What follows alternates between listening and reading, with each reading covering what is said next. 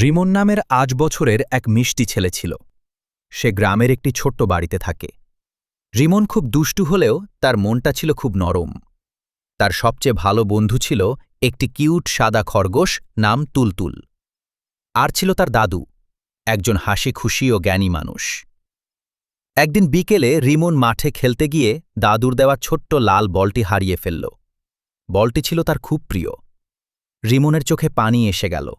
রিমন বলল, তুলতুল, এখন কি করব? দাদু তো কষ্ট পাবেন। তুলতুল খরগোশটি লাফিয়ে লাফিয়ে চারদিকে খুঁজতে লাগল। হঠাৎ সে ঝোপের পাশে গিয়ে থামল। তার ছোট্ট নাক নড়ছে।